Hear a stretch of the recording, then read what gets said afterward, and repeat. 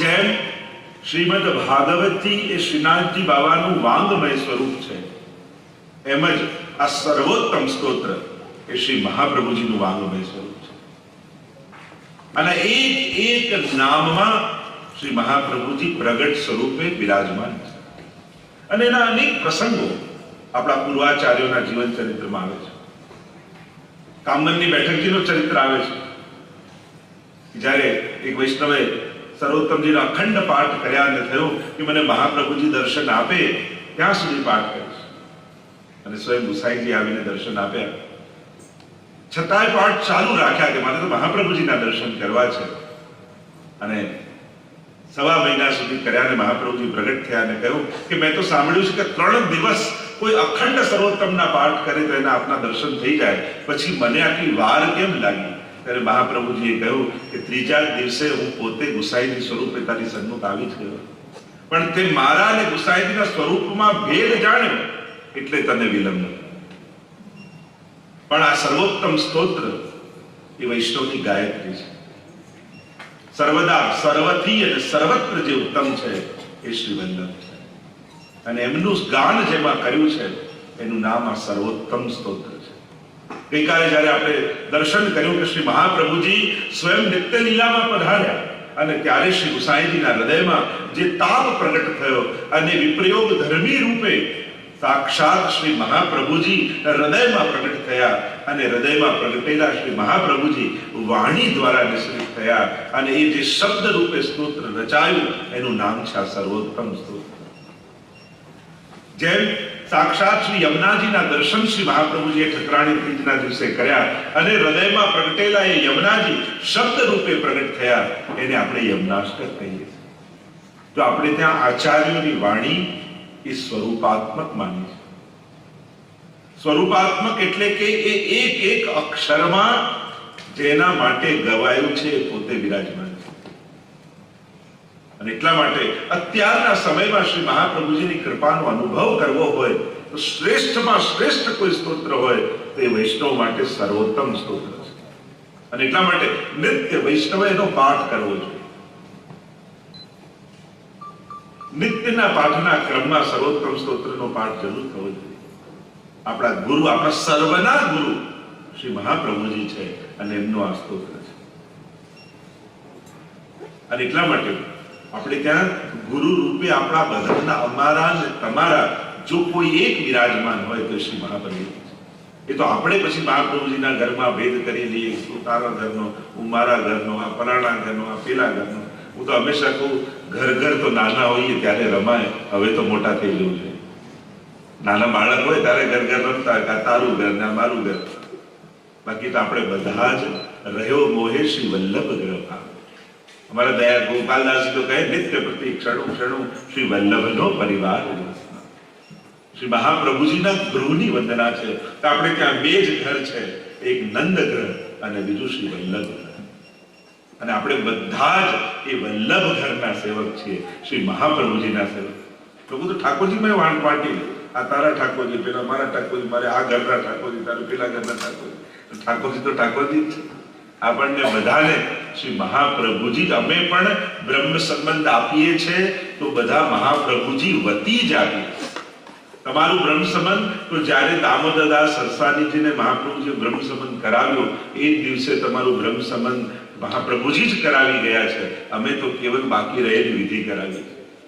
શ્રી મહાપ્રભુજી થકી જ આપ સૌનું બ્રહ્મ સંબંધ થાય છે.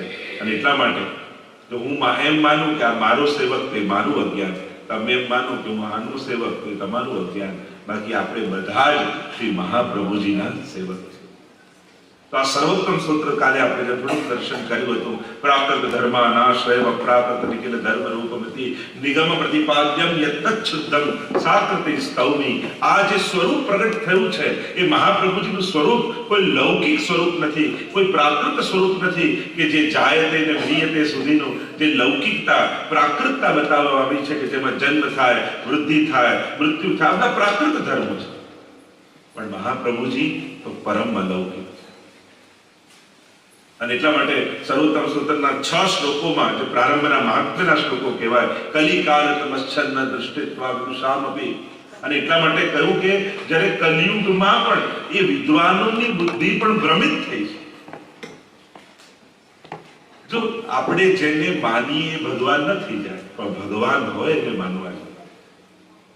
લોકોની તો વ્યાખ્યા એવી સરળ હોય, જે આપણું કામ કરી આવે આપણો ભગવાન, જે સમજાઈ જાય ગ્રંથ, જે નજીક હોય મંદિર, અને જે વીઆઈપી ફેસિલિટી આપે ગુરુ. આવા તો બધાના કેન્દ્રમાં આપણે આપણી જાતને જ રાખીએ. પણ શાસ્ત્રોને નથી જોતા કે ભગવાન કોને કહેવાય. તો આપણે ત્યાં દેવતા શબ્દ છે, અવતાર શબ્દ છે, અને ભગવાન શબ્દ છે. ઘણા લોકો બધું એક જ નહીં. કયા ગ્રંથમાં લખ્યું છે બધું એક જ? વિવિધતા એ ખરાબ નથી હોતી, વિવિધતા ન સ્વીકારવી ખરાબ છે. આપણે ત્યાં દરેકની ઉપાસનાની પદ્ધતિ છે. મને તો આવું ગમે એટલે તો હું આવું કરું, પણ એનાથી કંઈ મળતું નથી. તમને ગમે એ રીતે જ કરવું, એનાથી કોઈ સિદ્ધિ નથી. સ્વયં ભગવદ ગીતા વાંચો, ભગવાન પોતે કહે છે યસ ય વિધિ ઉત્સુચ્ય વર્તતે કામકારક ન સિદ્ધિ વાપ્નોતિ ન સુખમ ન પરામ ગતિ. કે જે શાસ્ત્ર વિધિને છોડી મનોકલ્પિત રીતે ભક્તિ યા સાધના કરે છે, ન સિદ્ધિ વાપ્નોતિ ન સુખમ ન પરામ ગતિ. નથી એની પરમ ગતિ થતી, નથી એને સુખ મળતું, નથી એને સિદ્ધિ મળતું. અને એટલા માટે જેની તમે ઉપાસના કરતા હો એની સેવા યા એની પૂજા કઈ રીતે કરાય એનું જ્ઞાન તમને હોવું જોઈએ. તમને જે ફાવે બધા જોડે એમ જ કરવા લાગો. આપણે ઠાકોરજીના પલ્લા કરીએ, પણ મહાદેવજીને કોઈ પલ્લામાં પધરાવી ઝુલાવે તો મહાદેવજી ગભરાઈ જાય કે હું અજન્મા છું, અમર છું, ક્યારે પલ્લામાં સૂતો નથી, ના કરે છે શું મારી જોડે. તો એનું અપમાન છે. નાના બાળકને જે રીતે ટ્રીટ કરતા હોય એ રીતે વડીલને ના કરાય. નાનું બાળક આમ ઘૂઘરો બતાવી રાજી થાય, કોઈ ગરડા બાપા આવ્યા ને એને ઘૂઘરો બતાવો નાખો મારે, આ એનું અપમાન જ થાય ને. એમ જેની જે રીતે ઉપાસના પદ્ધતિ હોય એ રીતે જ કરાય. પોતાની કલ્પિત મને આવું આવડે ને મને તો આવું જ ગમે હું આમ જ કરું, એ તમારું ગમવું ન ગમવું એ દેવતા કે ભગવાનની પ્રસન્નતાનું કારણ નથી થઈ ગયું. અને એટલા માટે જેની જે રીતે ઉપાસના છે, ઘણા લોકો ગમે તેને ભજો જવાનું તો એક જ ઠેકાણે છે. કયા શાસ્ત્રમાં એવું લખ્યું છે? ગીતાજીમાં તો ભગવાન એમ કહે છે તમે જેને ભજો છો એને પામો છો. દરેકના પોતાના લોક છે, દરેકને ઉપાસનાથી કોઈ ગતિ અને સિદ્ધિ પ્રાપ્ત થાય છે. દરેકની ઉપાસનાથી સરખું ફળ નથી. અને આ વિવિધતા છે એ કોઈ આપણા ભાગલા નથી, આ વ્યવસ્થા છે. આપણે કઈ જુદી રીતની વાત કરી તો ભાગલા પણ જુદું પણ ભાગલા ન કહેવાય, એ વ્યવસ્થા કહેવાય. વિવિધતા છે જ. જેનો જેવો અધિકાર એવી એની ઉપાસના. તમે ભગવદ ગીતાનું જ્યારે પઠન કરો ત્યારે સ્પષ્ટ ભગવાન સમજાવે છે. તો ધર્મ ભગવાનની આજ્ઞા પ્રમાણે ચાલે, આપણા વિચાર પ્રમાણે ન ચાલે. તમને એમ લાગે કે મને તો આનો આવો જ અર્થ લાગે, તમને લાગી શકે, પણ ભગવાન એવું જ કહેવા માંગે છે જરૂરી નથી. એટલે ઘણી વાર આપણે મારું માનો તો આપણે તારું તારા ઘરના લોકો નથી માનતા, અમે કેમ માનીએ? અમે તો ભગવાનનું માનીએ, અમે તો શાસ્ત્રોનું માનીએ. એટલે આપણે ભલે આપણા વિચારોને થોપવા માંગીએ, પણ ધર્મ એનાથી ચાલતો નથી. ધર્મ એના કાયદાઓથી, એના શાસ્ત્રોથી ચાલે. ભગવાન પણ સ્પષ્ટ કહે છે તસ્માત શાસ્ત્રમ પ્રમાણમ તે કાર્ય કાર્ય વ્યવસ્થિતો. ભગવદ ગીતામાં સ્પષ્ટ ભગવાને કહ્યું કે પ્રમાણ કયું, કોની વાત માનવી, ધર્મ અને અધર્મ કઈ રીતે માનવું, કે આ ધર્મ છે ને આ ધર્મ છે, કઈ રીતે નક્કી કરવું. કારણ કે અધર્મ કરનારા પણ એમ કે અમને તો આ ધર્મ, આતંકવાદી હોય કે અમને તો આ ધર્મ લાગે છે, તો શું એ સાચા? સત્ય ને અસત્ય, ધર્મ અને અધર્મ નક્કી કોણ કરે? આપણા લોજિક નહીં, શાસ્ત્રો વચન. શાસ્ત્ર વચન જે કહે, શાસ્ત્રો કહે કે આ ધર્મ એ ધર્મ, શાસ્ત્રો કહે આ ધર્મ એ અધર્મ. અને એટલા માટે એટલે કલિકાલતમ અશ્ચન્ન દ્રષ્ટિત્વા વિદુષામપી સંપ્રત્ય વિષયસ્તસ્ય મહાત્મન સમબુદ્ધુઈ. કલિયુગમાં મોટા મોટા બુદ્ધિમાનોની મતિ પણ ભ્રમિત થઈ ગઈ. જો કલી દોષ જ્યારે આવ્યો એટલે દેખાડવાનું, બતાડવાનું, ખોટી રીતે પોતાની વાત સમજાવી દેવાની. અને જે આવો હોશિયાર હોય ને આપણે આબુ પ્રેક્ટિકલ જો, અને જે સીધો હોય આ તો બિચારો ભગવાનનો માણસ છે. એટલે ભગવાનનો માણસ જેને કઈ ખબર ન પડતી હોય ભગવાનનો માણસ કહેવાય, અને જેને બધાને શીશામાં ઉતારતા આવડતું હોય એ બહુ પ્રેક્ટિકલ કહેવાય. અત્યારે તો હોશિયાર માણસની વ્યાખ્યા પણ કઈ કરવી એ પણ વિચારની વાત છે. આપણે કે આ બહુ સારો એરિયા, એટલે સારો એરિયા તમે કહો જ્યાં બહુ સંસ્કારી લોકો રહેતા હોય, કે સારો એ જ માનો કે જ્યાં કેવલ પૈસાવાળા જ રહેતા હોય. આપણે સારો ખરાબ નક્કી પણ કઈ રીતે કરીએ? જો કલયુગ એક ખલધર્મિણી છે, એટલે મહાપ્રભુજી પણ એટલે જ કહ્યું ને કૃષ્ણ ખલધર્મી છેતરનારો છે. અને અત્યારના સમયમાં બહુ જ સાવધાન રહેવાની જરૂર છે. જો ભટકતા રહ્યા તો દુનિયા ભટકાવતી જ રહેશે. અહીંયા કંકુ ચડાઈ જાવ, અહીંયા ભગવત ચડાઈ જાવ, અહીંયા આ ચડાઈ જાવ, એમાં પોતે ચડી જાય બિચારા આ બધું ચડાવવા કરવા. પણ કંકુ ભગવત આપણું શું કલ્યાણ કરવા? સીધી ને સરળ વાત મહાપ્રભુજી સમજાવે છે કે ઠાકોરજીને પધરાવ, એમની સેવા કર, એમની આરાધના કર, અને ઠાકોરજી દ્વારા તારું કલ્યાણ, ભગવાન દ્વારા ઉદ્ધાર છે. પણ આપણને સીધી વાત સમજમાં નથી આવતી. આપણને કોઈ ચમત્કાર દેખાય, કોઈ આકર્ષણ દેખાય, કોઈ એટલે આ બધું જોઈને માણસ જયારે પ્રભાવિત થાય છે અને ત્યારે ભટકવા લાગે. પછી ભગવાન ક્યાંય દૂર રહી જાય છે અને બીજે બધે અટવાઈ જાય. જો જે ભય બતાવે, જે લાલચ બતાવે, એવા વ્યક્તિથી દૂર રહે. અત્યારના સમય ઘણી વાર લોકો ભય બતાવીને તમને જોડવાની કોશિશ કરશે, ઘણી વાર લાલચ બતાવીને કોશિશ કરશે. આ બધા ખલધર્મો છે. સીધી સાદી વાત છે, ભગવાન દ્વારા આપણો ઉદ્ધાર છે. જે ભાગવતજી, ગીતાજી સ્પષ્ટ રૂપે સમજાવે છે. આપણે જોવા નથી માંગતા, એ વાંચવા નથી માંગતા. ઘણી વાર લોકોને અઘરું અઘરું બતાવીએ તો મજા આવે. એમ કે આ શ્રી કૃષ્ણ શર્મા તો બધાને આવડે, કોઈ આમ જોરદાર મંત્ર આપો, ને હુટ ને ફટ ને આવા અવાજ આવતા હોય તો લોકોને લાગે આ કામ કરશે. શ્રી કૃષ્ણ શરણમાં તો એટલે લોકોને અઘરું ને વિચિત્ર ગમવા લાગે. સીધું ને સરળ, જેનાથી સીધા ભગવાન જોડે વાત થાય, સીધા ભગવાન જોડે બેસાય, એમાં રસ નથી. પણ ક્યાંક ફેરવી ફેરવી લઈ જાય તેમ લાગે ક્યાંક પહોંચે. તો સીધી સરળ વાત છે. કૃષ્ણ સેવા સદા કાર્ય માનસી સા પરામતા, જે મહાપ્રભુજીની વચનો છે. અને વલ્લભના વચનો પર શ્રદ્ધા રાખીને જે જીવ ચાલે. અને એક વાત યાદ રાખો, તમે વૈષ્ણવ છો એટલે ઠાકોરજી તમારો હાથ છોડવા નથી માંગતા. અને તમે વૈષ્ણવ છો એમાં કોઈ અકસ્માત નથી, આ પ્રભુની વ્યવસ્થા છે. તમે કોઈ પણ દેશમાં, કોઈ પણ કુળમાં, કોઈ પણ યોનિમાં જન્મ્યા હોત, તમે વૈષ્ણવ જ થાત. કારણ કે તમે દૈવી જીવ છો અને ઠાકોરજીએ તમને એમની વૈષ્ણવતા માટે સિલેક્ટ કર્યા. એટલે તમે અકસ્માત ના માનતા કે આ કોઈ અહીંયા જન્મ લીધો એટલે વૈષ્ણવ થયો, બીજે ક્યાંક જન્મ્યો હોત તો બીજો કંઈક થાત. ના, તમે ગમે ત્યાં જન્મ્યા હોત તમે વૈષ્ણવ જ થાત. કારણ પુષ્ટિકાએ નિશ્ચય, મહાપ્રભુજીએ કહ્યું મારા વૈષ્ણવોને મારા ઠાકોરજી પોતાના સ્નેહમાંથી પ્રગટ કરે છે. આ મારી પુષ્ટિ સૃષ્ટિ છે. તમે સાધારણ નથી. એક વાત યાદ રાખજો, જેવા તેવા હોય પુષ્ટિ માર્ગમાં આવી શકતા નથી. અને તમે આવ્યા છો તો તમે જેવા તેવા નથી, તમે સાધારણ નથી. તમે પુષ્ટિ પુરુષોત્તમના સ્નેહમાંથી પ્રગટ થયેલા જીવ છો. ઠાકોરજી તમને કોઈ વિશેષ પ્રયોજન સાથે પ્રગટ કર્યા છે. મહાપ્રભુજી આખો ગ્રંથ લખ્યો છે પુષ્ટિ, પ્રવાહ, મર્યાદા, ભેદ નામ. એ ત્રણ પ્રકારની સૃષ્ટિ પ્રગટાવી છે ઠાકોરજીએ. પુષ્ટિ સૃષ્ટિ, પ્રવાહી સૃષ્ટિ અને મર્યાદા સૃષ્ટિ. તો આ કલિયુગમાં જ્યારે મોટા મોટા વિદ્વાનોની મતિ બ્રહ્મ થઈ છે અને ત્યારે ઠાકોરજીને થયું કે મારા મહાત્માનું જ્ઞાન કોના દ્વારા કઈ રીતે પ્રગટ કરવું.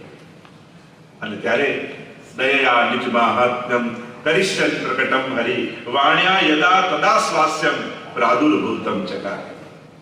અને જ્યારે દયા થયા પ્રભુ અને થયું કે મારા નિજ ભક્તોને મારા મહાત્મ્યનું, મારા સ્વરૂપનું જ્ઞાન કરાવવા માટે કોણ સમર્થ છે.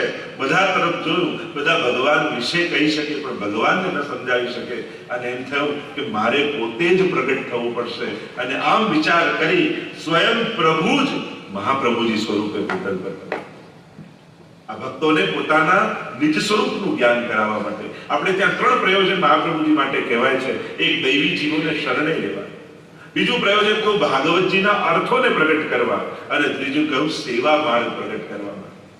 કારણ કે પૂજા માર્ગ તો હતો પણ આ વ્રજ ભક્તોનો સેવા માર્ગ શ્રી મહાપ્રભુજીએ પ્રગટ કર્યો છે. ષોડશોપચાર, પંચોપચાર પૂજાનો માર્ગ તો હતો હિન્દુ ધર્મ, પણ એમાં પણ અધિકાર ભેદ હતા. આને અધિકાર મળે, આને ન મળે, આમાં આ બ્રાહ્મણ જોઈએ, આમાં આમ વિધિ કરવી પડે, આમાં આમ પદાર્થો દ્રવ્ય કરતા. આપણે ત્યાં તો 6 વસ્તુની શુદ્ધિ કહી છે. દેશ, કાલ, દ્રવ્ય, કર્તા, કર્મ અને મંત્ર, આ 6 વસ્તુ શુદ્ધ થાય તો પછી કર્મ માર્ગ, આ પૂજનનો માર્ગ, પૂજાદિનો યજ્ઞનો માર્ગ સિદ્ધ થાય. પણ આ બધાની શુદ્ધિ રહી નથી. મહાપ્રભુજી સેવા માર્ગ પ્રગટ, અને સેવા માર્ગ એટલે આ મંદિરોમાં બંધાયેલો ઠાકોરજી ત્યાંથી નીકળીને તમારો થઈ જાય. આ મોટા મોટા દેવતાઓને પણ જે નિકુંજમાં બિરાજેલા પ્રભુ સ્વપ્નમાં પણ દર્શન નથી આપતા, એ પ્રભુ તમારા ખોળામાં આવીને રોજ શૃંગાર ધારણ કરે, એવો સરળ માર્ગ, એવો સહજ માર્ગ એ પુષ્ટિ માર્ગ. આ તો આપણે વિચારીને ખોટા અર્થો કહીને આ બધું અઘરું, આ બધું ન આવડે, આ બધું તમને ખબર ન પડે. આમ વડીલો પેલા જમાનામાં શું કરતા, જવાબ ના હોય એટલે કે તને ખબર ના પડે, આ બધું તું હમણાં ના સમજાવી ના શકે શું કરે. એટલે ઘણીવાર આપણી આ બધી ગલત ફહેમીઓથી જે સરળ સહજ માર્ગ હતો, સ્વાભાવિક માર્ગ હતો, જ્યાં પરમાત્મા પોતાનું ભગવાન પણ ભૂલી અને તમારા બાળક થઈને તમારા ઘરે રહેવા આવી જાય, એવો સરળ માર્ગ હતો. તો એ સહજ માર્ગ મહાપ્રભુજી પ્રગટ કરે.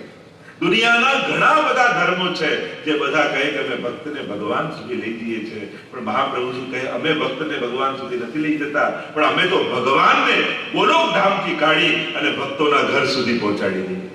તો એવો દુનિયામાં કોઈ એક માર્ગ હોય કે જે ભગવાનને ભક્ત સુધી લઈ આવતો હોય, તો એ દુનિયામાં એક પુષ્ટિ માર્ગ છે કે અહીંયા સ્વયં પ્રભુ પોતાનું બધું જ ઐશ્વર્ય છોડે. હવે વિચાર કરો, તમે ગોલોક ધામ જેવું સુખ આપી શકો ઠાકોરજી, એવા શૃંગાર આપી શકો, એવા ભોગ આપી શકો, છતાંય ઠાકોરજી કેમ બધું છોડી અને તમારા રસોડાના 2 બાય 2 ખાનામાં રહેવા તૈયાર થઈ જાય? કારણ ત્યાં તમે નથી ગોલોકમાં, અને ઠાકોરજીને તમારા હાથની સેવા લેવી છે, એટલે પોતાનું બધું સુખ છોડી તમારા ઘરે રહેવા તૈયાર. આપણે એમ કહીએ કે મેં સેવા માટે આટલું છોડ્યું, આટલું કર્યું, પણ તમારા ઘરે આવવા માટે ઠાકોરજીએ કેટલું છોડ્યું એ તો વિચાર કરો. આપણે તો આપણો વિચાર કરીએ કે પ્રભુને માટે અમે આટલું મૂક્યું, પણ પ્રભુએ તમારા માટે પોતાનું નિજધામ, પોતાનું ગોલોક ધામ છોડી અને તમારા ઘરે રહેવા તૈયાર. તો આ પુષ્ટિ માર્ગ સાવ સરળ છે, બિલકુલ સહજ છે, દરેક જીવ કરી શકે છે સેવા. આપણે કેવલ આચાર વિચાર અને અપ્રસનો વિચાર કરી અને ઠાકોરજીથી દૂર થઈ ગયા, પણ આ અપ્રસ અને આચાર વિચાર એ પુષ્ટિ માર્ગનો વિષય નથી, એ તો હિન્દુ ધર્મની આચાર વ્યવસ્થા છે. પણ વૈષ્ણવે બહુ પાડી એટલે આખા હિન્દુ ધર્મના લોકોએ વૈષ્ણવને જ સોંપી દીધું. તો આ આચાર વિચાર, પવિત્રતા, શુદ્ધતા એ તો સમસ્ત હિન્દુ ધર્મ માટે છે. પુષ્ટિ માર્ગમાં અપ્રસ માટે કોઈ ગ્રંથ નથી. મહાપ્રભુજી કોઈ ગ્રંથ લખ્યો છે અપ્રસ કઈ રીતે પાડ્યું? ના.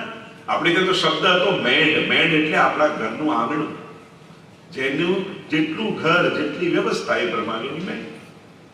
પણ આપણે અપરસ કરીને ઘણાના મનમાં તો એવી બીક બેસાડી દીધી છે કે આપણને તો આ બધું ફાવે જ નહીં. તો અપરસ એ પુષ્ટિ માર્ગ છે જ નહીં. અને અપરસનો સાચો અર્થ થાય અપ એટલે પ્રભુ, અને પ્રભુના રસમાં ડૂબી જવું, એ જ અપરસ. આપણે અપરસ છોવાય છે કે કોઈ અડી જાય છે એટલે નહીં, પણ આપણું ધ્યાન ઠાકોરજીને છોડીને પેલા વ્યક્તિમાં ગયું એટલે છોવાઈ ગયું. કે તું તો ઠાકોરજીની સેવામાં હતો, તને ખબર કેમ પડી કોઈ અડીને ગયું? પેલું કહેતા ને કે એક સ્ત્રી પોતાના પ્રિયતમને સામે જોયો ને અને એને મળવા દોડી, અને નીચે કોઈ નમાજ પડતો હતો વ્યક્તિ, એની પીઠ ઉપર પગ મૂકીને જતો.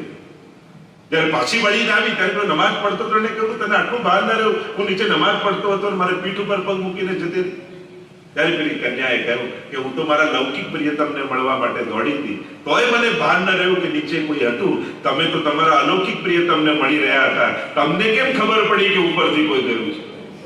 આ તમારું ધ્યાન ભંગ થયું, એમાં તમારી આ અપરસ તૂટવી એટલે ભગવાનમાંથી આપણું ધ્યાન લૌકિકમાં જવું, એટલે આપણી અપરસ છોડાય. તો આપણી જે એક પ્રાચીન આપણે મર્યાદીઓને જોયા, એ લોકો એ રીતે જીવતા, એમને વંદનીય છે. પણ આજે ન્યુઝીલેન્ડમાં રહીને, ઓકલેન્ડમાં રહીને મારે ઠાકોરજીની સેવા કરવી છે, કેમ કરાય? તો એના જ રસ્તા છે. આપણે એવા મોટા લોકોને જોયા છે, આપણે માની એ લોકો જ વૈષ્ણવ કહેવાય એમ નથી. એક માળા પહેરવે એ પણ વૈષ્ણવ છે, એક યમનાષ્ટક કરે એ પણ વૈષ્ણવ છે, એક વાર જેના મુખમાં પ્રભુનું નામ આવે એ પણ વૈષ્ણવ છે. વૈષ્ણવતા તો વૃત્તિ છે. અને એટલા માટે જે વધારે કરતા હોય એમણે ઓછું કરતા હોય એમને પણ નાના નહીં ગણો. આપણે એક અપરાધ છે. આ લોકો તો મિશ્રી ધરે, અમે તો સકડી ધરીએ. તો સકડી ધરવાથી કોઈ મહાન નથી થઈ જતું. આ તો આપણું સમર્પણ છે. એટલે જે વધારે કરતા હોય એને ઓછું કરતા હોય, નાના કરી અને એનું અપમાન પણ નહીં કરવું, અપરાધ છે. ઠાકોરજીનો કોઈ પણ વૈષ્ણવ સાધારણ નથી. ઠાકોરજીને બધા જ વધારે પ્રિય છે. અને એકવાર જે શરણાગત થયો એ વૈષ્ણવનો ક્યારેય પણ કોઈ પણ પ્રકારે અપરાધ નહીં કરે, ન વાણીથી, ન વિચારથી, ન વ્યવહારથી. હવે આ ઠાકોરજીનો થઈ ગયો. અને એટલા માટે બહુ જ ધ્યાન રાખો. ઉલટાના નવા વૈષ્ણવને તો પ્રોત્સાહન આપો, એને આગળ કરો. આપણે તમને નથી આવડતું, તમે આગળ ના આવો. ઘણી અમારી પધરાવણી થાય તો ઘરમાં એવું થાય, બહેનો પહેલેથી એમના હસબન્ડને કહીને રાખે છે તમે બોલતા નહીં, તમને આવડતું નથી. બાળકો તું તો દૂર જ રહેજે. એટલે પહેલેથી એવું પ્લાનિંગ કરીને રાખ્યું હોય, એને નજીક બોલે તો નજીક ના આવે. અમને તો ક્યારે થયું શું છે, પહેલેથી એવી ટ્રેનિંગ મળી ગઈ હોય છે. અને અમારા પક્ષે પણ વિચારવાની જરૂર છે, કારણ કે અમારા પક્ષે પણ એવું કંઈ ન થાય. કારણ કે ભય ક્યાંક અમારા પક્ષેથી પણ શરૂ થયું કે અપરાધ થઈ જાય, બીક થઈ જાય, નારાજ થઈ જાય. 24 કલાક ગુસ્સામાં જ અમે રહેતા હોઈએ તો ન અડાય તો ખાલી અપરસમાં ઠાકોરની સેવામાં હોઈએ ત્યારે લોકો એવા ડરી જાય. અને આપણે પણ બાળકને દૂર રહે દૂર રહે દૂર રહે કરીને એવું કરી કે એવો દૂર જાય કે પાછો જ ના. અને પછી એમ કે હવે આવતા નથી આ લોકો, તો તમે જ બગાડ્યા. અને એટલા માટે નાના બાળકો પણ ઠાકોરજી નજીક આવ્યો પ્રયાસ કરો. જો દૂર જાવું કરશો તો પછી કાયમ માટે બાળકને એમ ના લાગવું જોઈએ કે આ ઠાકોરજી મમ્મી પપ્પાના, એને એમ લાગવું જોઈએ કે આ મારા પણ ઠાકોરજી છે. આવું ફિલિંગ ઘરમાં આપવું પડશે. એટલે ખૂબ વિચારવાનો અત્યારે સમય છે કે અત્યારના સમયમાં આ દેશમાં રહી આપણે કઈ રીતે પુષ્ટિ માર્ગને જીવવો. કારણ કે જો બરાબર રીતે વ્યવહાર ન રાખ્યો તો ક્યાંક 25 વર્ષે એવો તો સમય નહીં આવે ને કે જ્યારે તમે આ દુનિયામાં નહીં હો ત્યારે તમારા ઠાકોરજી જાપીજીમાં બાંધી આ બાળકો બધા હવેલીઓમાં પધરાઈ આવશે. તો તમારી આવતી પેઢીમાં આ વૈષ્ણવ ધર્મ રહેશે એ ખાતરી ખરી. અને એટલા માટે ખાસ જેના ઘરે નાના બાળકો હોય એમને પાઠશાળામાં મોકલો. આ નાના બાળકોના ક્લાસીસ ચાલે છે, અચૂક મોકલો. ભલે ને ગમે ન ગમે મા બાપે તૈયાર કરી એને મોકલવા જોઈએ. કારણ ઘરે તમારું કદાચ નહીં માને પણ અહીંયા શીખવાડવામાં આવશે ને તો એ ચોક્કસ કરશે. એને એમ થાય ઘરે મમ્મી પપ્પા તો કાયમ કે કયા કરે, પણ એને અહીંયા મોકલશો તો તમે બાળકો આપશો અને એ ટીચર્સો તમને બાળકને વૈષ્ણવ બનાવીને પાછળ આપશે. તમારા ઘરમાં એક વૈષ્ણવતાના સંસ્કાર જીવતું બાળક આવશે. તો આ ધરોહર આવતી પેઢીમાં આપણે આપણા વડીલોએ આપણા સુધી આ ધર્મ પહોંચાડ્યો. હવે આપણી જવાબદારી બને છે કે આવતી પેઢીમાં આપણે મૂકો. અને એટલા માટે દર મહિનાનો સત્સંગ હોય, બધું કોઈ અઠવાડિયે બી કોઈ એક એવી જગ્યા કરી કે આપણા ફેમિલી સાથે બધા ભેગા જતા હોય. થોડાક બાળકો મોટા થાય, બાળકો ક્યાંક થાય, વાઈફ ક્યાંક જતા હોય, હસબન્ડ ક્યાંક, બધા છૂટા છે. અત્યારે તકલીફ જ છે ને કે આપણા મોબાઈલમાં કોન્ટેક્ટની લિસ્ટ વધતી જાય છે, રિલેશનો ઘટતા જાય છે, સંપર્ક વધ્યા છે, સંબંધો ઘટે છે. પણ મને જોઈને આનંદ થાય છે કે અહીંયા વૈષ્ણવ પરિવાર ન્યુઝીલેન્ડનો એક આખું વૈષ્ણવનું કુટુંબ હોય એ રીતે અહીંયા રહે છે અને બધા એકબીજાની આત્મીયતા સાથે જીવે છે. તો આ જ સાથે આપણે ત્યાં તો સાચા સંબંધી વૈષ્ણવને કહેવાય કે આપણો સાચો સંબંધી કોણ? કે આપણો કંઠીનો જે સંબંધી છે એ આપણો સંબંધી છે. તો એવો એક આ પરિવાર આપણો અહીંયા બન્યો છે વૈષ્ણવનો, જોઈને ઘણો આનંદ થઈ ગયો. તો શ્રી મહાપ્રભુજી આ 3 કારણથી ભૂતલ પર પધાર્યા છે. સેવા માર્ગ જગતમાં પ્રગટ કર્યો છે અને આ સેવા વ્રજ ભક્તોની રીત અને પ્રીત આપીને કરી. સેવા રીત પ્રીત વ્રજજન કી જનહિત જગ પ્રગટાય, પ્રગટ ભય માર્ગ રીત. આ રીત અને પ્રીત વ્રજ ભક્તોની આપી. જો ભક્તિ કઈ રીતે કરવી તો નારદજીએ ભક્તિ સૂત્રો લખ્યા છે અને એમાં લખ્યું છે યથા વ્રજ ગોપિકા નામ. જે રીતે ગોપીજનોએ ભક્તિ કરી એ રીતે ભક્તિ કરવી. તો આપણો જે સેવા ક્રમ છે, આપણો જે માર્ગની રીત છે એ શું છે? યથા વ્રજ ગોપિકા નામ. જે રીતે વ્રજ ભક્તોએ પ્રભુને લાલ લડાવ્યા વ્રજમાં, બસ એ લાલ લડાવ્યા એનું નામ જ આપણી અષ્ટયામ સેવા. જે યશોદાજી ઠાકોરને જગાવે તો એ મંગળા, શ્રૃંગાર કરે શ્રૃંગાર, છાક બાંધીને આખો આરોગ્ય ઠાકોર વ્રજમાં વનમાં જઈને આરોગ્ય ઈચ્છા રાજભોગ ઓડી જાય અનવસર, પાછા વ્રજભક્તો શંખનાદ કરીને જગાવે ઉત્થાપન, ફરી ઠાકોરજી ગાયોને લઈને પાછા નંદાલય તરફ આવે, સંધ્યા આરતી ભોગ સંધ્યા, અને પ્રભુ પાછા શયન ભોગ આરોગ્ય અને શયનના દર્શન વ્રજભક્તો કરે શયન અને પ્રભુ ઓડી. આમ ઠાકોરજીની જે ડેઈલી રૂટીન છે, દિનચર્યા છે, આપણે ઘરે સેવા કરતા કરતા એ દિનચર્યાને વ્રજભક્તોની જેમ ઠાકોરજીને લાલ લડાવી એ આનંદનો અનુભવ કે જે આનંદ વ્રજભક્તોને સારસ્વત કલ્પમાં મળ્યો હતો એ આનંદને ફીલ કરીએ. તો આખી સેવાની જે આપણે ત્યાં ભાવના છે, જેમ જેમ પ્રસંગ નીકળશે એમ આપણે ચર્ચા કરતા જઈશું. અહીંયા શ્રી મહાપ્રભુજી નો સ્તોત્ર, સર્વોત્તમ સ્તોત્ર કહ્યું, સ્વયં પ્રભુ દયા કરીને મહાપ્રભુ સ્વરૂપે પ્રગટ થયા છે. તો ઋષિ અગ્નિ કુમારસ્તુ નામનામ છંદો જગત્યસો શ્રી કૃષ્ણાસ્યમ દેવતા છે બીજમ કારુણિક પ્રભુ. કોઈ પણ મંત્રમાં આટલી વસ્તુ હોય એનો ઋષિ હોય. જો આ જેટલા મંત્રો છે ને કોઈ ઋષિએ બનાવ્યા નથી, એ ઋષિઓને ધ્યાનમાં આ મંત્રો દેખાયા છે. આ બધા મંત્રો પ્રગટ થયા. ઋષિની વ્યાખ્યા સંસ્કૃતમાં થાય ઋષય મંત્ર દ્રષ્ટારઃ. જેણે મંત્રોને જોયા એ ઋષિ. એટલે જેટલા મંત્રો છે એ દરેક મંત્રોના ઋષિ હોય. જેમ ગાયત્રી બધા વિશ્વામિત્ર ઋષિ કહીએ તો એમને દર્શન કર્યા મંત્રો, એમના ધ્યાનમાં આ બધા પ્રગટ થયા છે મંત્રો. તો આ મંત્રનું ઋષિ કોણ? સર્વોત્તમ સ્તોત્રના એક એક નામ એ મંત્ર છે. તેનો ઋષિ કોણ? તો ઋષિ અગ્નિકુમાર. અગ્નિકુમાર સ્વયં શ્રી મહાપ્રભુજીના કુમાર શ્રી ગુસાઈજી આ મંત્રના ઋષિ. ઋષિ અગ્નિકુમારસ્તુ નામનામ છંદો જગત્યસો. દરેક મંત્રનો છંદ હોય. તો આનો છંદ કયો? કે જગતમાં પ્રસિદ્ધ અનુષ્ટુપ છંદ એ આનો છંદ. તો નામનામ છંદો જગત્યસો. પછી મંત્રનો દેવતા શ્રી કૃષ્ણાસ્યમ દેવતા છે. આના દેવતા કોણ? આ મંત્ર કોનો છે? તો કે કૃષ્ણાસ્ય, ભગવાનના મુખારવિંદ રૂપ શ્રી મહાપ્રભુજી જાના દેવતા છે. તો નામનામ છંદો જગત્યસો ઋષિ અગ્નિ કુમારસ્તુ નામનામ છંદો જગત્યસો શ્રી કૃષ્ણાસ્યમ દેવતા છે બીજમ કારુણિક પ્રભુ. આ મંત્રનું બીજ કોણ? તો કે કારુણિક પ્રભુ, એ કૃપાલુ પ્રભુ શ્રી કૃષ્ણ એ જાના બીજ. દરેક મંત્ર જ્યારે પણ આપણે કરતા હોઈએ તો એના ઋષિ, છંદ, મંત્ર અને દેવતા આ બીજ આટલી વસ્તુનું જ્ઞાન આપણને હોવું જોઈએ. અને અહીંયા બતાવ્યું કે આ સર્વોત્તમ સ્તોત્ર રૂપી મંત્ર સાક્ષાત મહાપ્રભુજી માટે